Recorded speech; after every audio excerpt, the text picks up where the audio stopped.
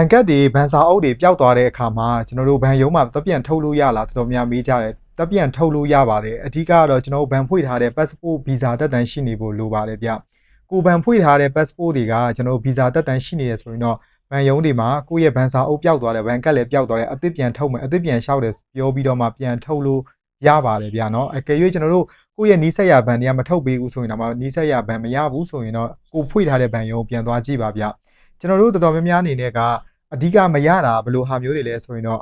ကိုယ့်ရဲ့ passport စာအုပ်တွေပျောက်သွားတာဘန်ဖွင့်ထားတဲ့ passport စာအုပ်တွေပျောက်သွားတယ်ဆိုရင်တော့အဲ့ဒီဘန်ကလုံးဝဆက်မသုံးသင့်တော့ပါဘူး။ဘာကြောင့်ဆိုတော့ဒီဘန်တစ်ခုခုပြဿနာဖြစ်တာမျိုးတွေဖြစ်လာခဲ့လို့ရှိရင်ဘန်ယုံသွားလို့ရှိရင်ဒီဘန်ဖွင့်ထားတဲ့ passport ကမရှိတော့ဘူးဆိုရင်တော့ဘန်ယုံကဘာမှကိုယ့်ကိုမလုပ်ပေးပါဘူးဗျ။ဒါကြောင့်မို့အဓိကတော့ဘန်စာအုပ်ဘန်ကတ်ပျောက်သွားတာကပြဿနာအကြီးမဟုတ်ဘူးဗျ။ဘန်ဖွင့်ထားတဲ့ passport ဒါရှိနေတယ်ဆိုရင်တော့ကျွန်တော်တို့အချိန်မီဘန်ယုံမှာတပြန်ထုတ်လို့ရပါတယ်။အကယ်၍ကိုကဘန်ဖွင့်ထားတဲ့ passport က4နှစ်ကုန်သွားပြီ visa တက်တန်းကုန်သွားပြီနောက်ထပ်ကိုစာအုပ်အသစ်ပြန်လဲထားတယ်ဆိုရင်တော့ဒါဆိုရင်တော့မဖြစ်မနေကိုဘန်ဖွင့်ထားတဲ့ဘန်ယုံကိုပြန်သွားဖို့လိုပါတယ်။ဘာကြောင့်ဆိုတော့ကုန်သွားတဲ့စာအုပ်နဲ့ကျွန်တော်တို့ကလက်ရှိကိုမှာ visa တက်တန်းရှိတဲ့စာအုပ်အသစ်နဲ့ update ပြန်လုပ်ရင်းနဲ့ကျွန်တော်တို့ကက်တွေရောဒီဘန်စာအုပ်တွေရောပြန်ထုတ်လို့ရပါတယ်။တခါတည်းမှာပဲကျွန်တော်တို့မှာ mobile banking ပေါ့နော်ဘန် software တွေသုံးလို့မရနိုင်ဘူးဆိုရင်တော့ဘန် software ပါတခါလေးလောက်ခိုင်းလို့ရပါတယ်။ပြောရမယ်ဆိုရင်တော့ဒီအချိန်မှာတော့အများကြီးတော့မခက်ခဲဘူးဒါပေမဲ့ကို့မှာအချက်လက်တော့အစုံပြန်ယူသွားဖို့တော့လိုပါတယ်ဘန် software တွေပြန်ထည့်မယ်ဆိုရင်တော့ကျွန်တော်တို့အဓိကဘာယူရမလဲ SIM card ပေါ့လက်ရှိကိုသုံးနေတဲ့ passport နဲ့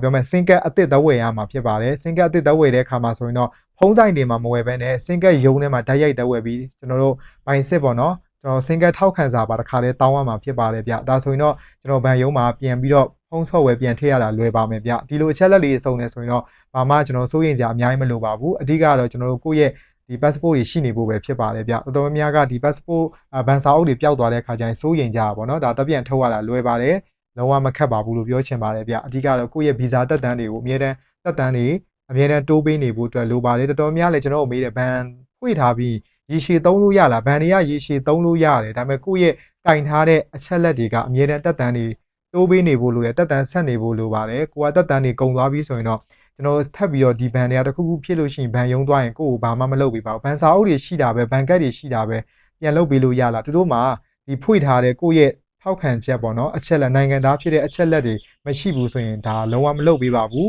ကျွန်တော်တို့ဒါကမြန်မာနိုင်ငံမှာလည်းတူတူပဲကျွန်တော်တို့မြန်မာနိုင်ငံမှာဘန်ယုံသွားရေးကိုယ့်ရဲ့မှတ်ပုံတင်မရှိရင်ဘာမှမလုပ်ပေးဘူးเนาะဘန်စာအုပ်ရှိနေပါစေထို့နည်းတူစွာပဲကျွန်တော်ထိုင်းမှာလည်းထိုင်းလူမျိုးတွေကျွန်တော်တို့သူတို့ရဲ့မှတ်ပုံတင်မပါသွားရင်ဘာမှမလုပ်ပေးဘူးပေါ့နော်ဒါကြောင့်မို့ဒီကိုယ့်ရဲ့အချက်လက်တွေကအရန်ရေးကြည့်ပါတယ်